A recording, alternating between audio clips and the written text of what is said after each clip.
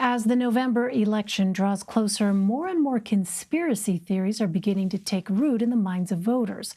According to a Pew Research survey taken earlier this summer, 71% of Americans have heard of a conspiracy alleging the coronavirus pandemic was intentionally planned by powerful people. More than a quarter of those who said they had heard the theory said there was likely some truth to it. And then there is QAnon. Supporters of the baseless online conspiracy theory believe President Trump is fighting a secret group of pedophiles and sex traffickers inside the government. Several supporters of that theory have even run in and in some cases won Republican primary elections for Congress. A recent article in Time looks at the role conspiracy theories are playing in this election cycle and the threat they pose to our democracy. Charlotte Alter is the author of that piece. She is a national correspondent for Time, and she joins me now from Flint, Michigan. Charlotte, thanks very much for joining us. So you spoke with voters in the key state of Wisconsin about several conspiracy theories. What were some of the most prevalent theories they shared with you? So voters brought up everything from sort of general conspiratorial thinking about elites rigging the election to the unfounded rumors that COVID-19 is a hoax. COVID-19 is definitely not a hoax. In some ways, the ones that were the most alarming would be these sort of normal, rational conversations I would be having with ordinary people on a street corner or in a parking lot. And then suddenly they would slip into QAnon conspiracy theories where they, they believed that there was a secret cabal of, Democrats, Hollywood elites who were trafficking children in ways that seemed brutally awful, which is, again, not true, but they believed this. So, Charlotte, how do voters square some of these theories with widely available, confirmed, and credible sources of information which debunk their claims?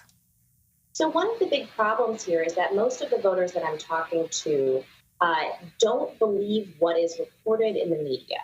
There was this sense that what's reported in the media isn't true, and what is true isn't reported in the media. So there was a broad and deep distrust of the news media that kind of laid the groundwork for some of this conspiratorial thinking. I also think, one of the definitions of a conspiracy theory is that when you present evidence to the contrary, it ends up just reinforcing the conspiracy in the mind of the person who believes that. So that's not a challenge here.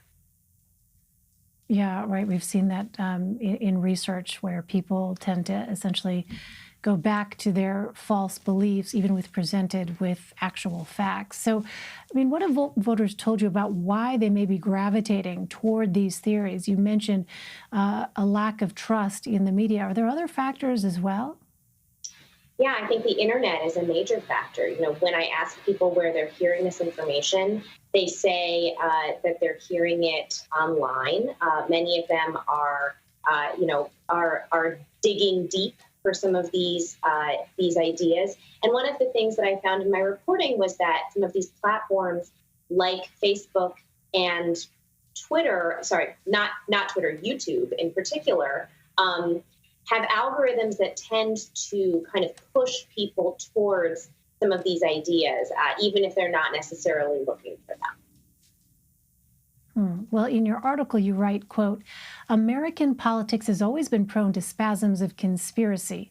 Where else in American history have we seen conspiracy theories take hold? Well, there have been many conspiracy theories throughout American history. The idea of people believing things that are not true is not new.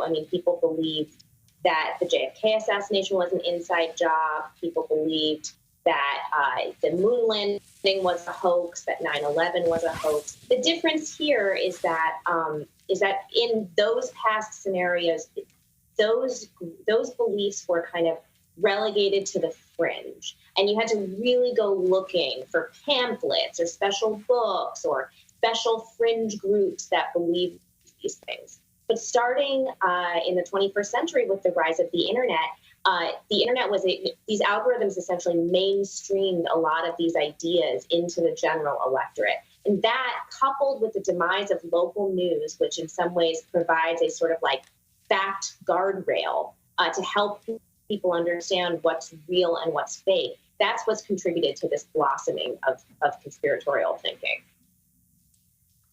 Well, in your reporting, you looked at how conspiracy theories are impacting voters on the left and right.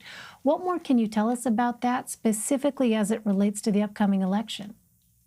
So, definitely the voters that I spoke to on the right were far more likely to voice these conspiracy theories. And that's partly because there's a long tradition on the American right wing of skepticism in the media, skepticism of expertise, and sort of a general sense that there is an elite who are rigging the, the the system and spinning the news, the fake news narrative that a lot of conservatives believe.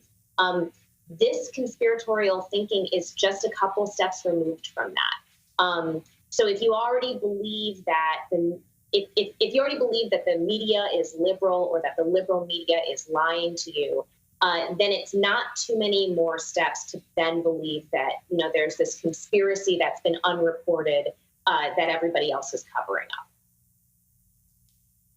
All right. Well, a really fascinating piece. Charlotte Alter for us. Charlotte, thank you very much for your time. Thanks for having me.